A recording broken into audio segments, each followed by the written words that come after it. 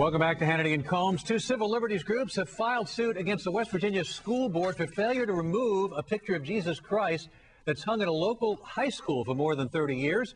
The two groups, Americans United for Separation of Church and State and the ACLU, say the head of Christ gives the message that the school endorses Christianity as its official religion. Joining us now, the Executive Director of Americans United for Separation of Church and State, the Reverend Barry Lynn. Barry, welcome back to our show. Nice I'm to be just back. wondering, what would be the reason for putting up this picture?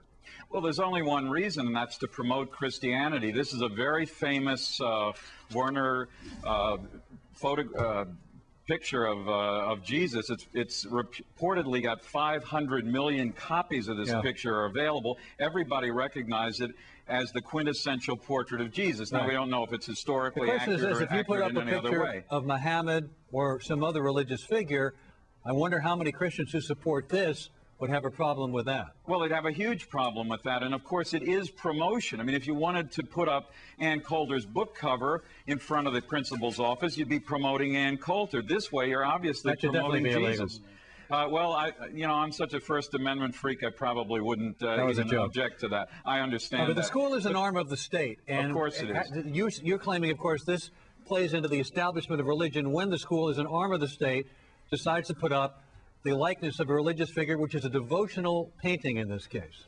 That's right. This is a devotional art work. That is to say, it is intended to take believers and to impress people who may not be believers into an acceptance of Jesus as the Christ. And of course, Christians do believe that this is a picture, or many Christians believe, that this is a representation of the Savior, Jesus Christ. It is not a political leader. It is not a philosopher. It's not a teacher. It's a religious figure. What are you going to say when they accuse you of being anti-Christian, hating Christ, hating what this country is founded on? Because those are the attacks you get if you want to stand for that impenetrable wall that's been talked about by our forefathers. Well, the important thing about it is that religion flourishes in this country more so than in any other country, precisely because government doesn't take sides. We don't normally see in public schools portraits of Jesus. We don't have readings from the Christian Bible.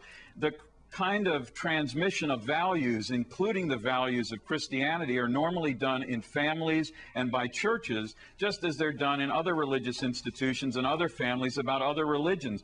Government's supposed to be neutral. It's not supposed to be hostile. There's no censorship here. There's no hostility here. They're just people. In our case, Barry, you said we don't normally see in public schools. There usually isn't Bible reading. Usually, well, that's because of intolerant leftists and liberals like yourself, because it was prior to the court decisions, two of them in the early 1960s. We did have regular Bible reading in public schools. They did say the Lord's Prayer and pray in public schools with regularity. And then intolerant people like yourself came in and changed all of that. No, we're the tolerant people, Sean.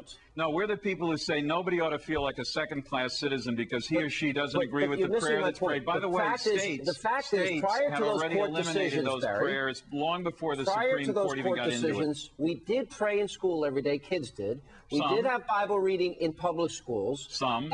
And there was no theocracy. What is your great fear, Barry? What is your great worry about a picture of Jesus? Can you explain it? Yeah, the great fear is that anybody who is not a Christian who walks past that poster gets an unmistakable. They're going to say, listen, I better get with the program of Christianity because my principle says this is the religion we ought to be. So that picture is going to force them to feel that they better become a Christian? That picture is going to really have that impact on the kid? That picture is one of the most powerful images that child sees in that school. Every visitor to the school sees it. Now, let me ask you this. Do you think that images have no power? No, what I'm saying to you, I'm saying, you know that it has power, and it has the power in this case to make somebody feel like they don't even belong in the school. If you just listen for a second, you may learn something. I actually support teaching comparative religions in school.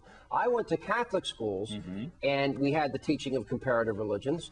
And the problem here is, look, I'll agree with you. You can have all the intolerance you want, and you can hate all the pictures you want and remove all the pictures or remove the Bible. I ask you just one thing in return.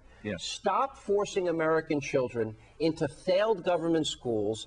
Start living up to your credo of being pro-choice and let parents choose to leave your failing schools. If you join me in that, then let the schools decide and let the parents decide where to send the kids. Will you at least agree on that? No, because it's an entirely different issue. But you know that the power of this image is the power that says to young people, listen, this is the official credo of this school. Now, you went to a Catholic school. It's perfectly appropriate. I taught for a couple of years in a Catholic Barry, school. our public It's perfectly schools, appropriate to have pictures of Jesus in a Catholic school. For the sake of our audience, for the better part of this country's history, we did have Bible reading in school. Not only now there's no Bible reading, there's no tolerance for any mention of Christianity in school, but now our schools are failing our kids, and our kids aren't getting an education. They can't read or write, and then we're not preparing them. We're not preparing them for adulthood, because people like you that say you're pro-choice are anything but we heard that pro-choice. argument. Sean, we heard that argument. We heard the argument. The point is,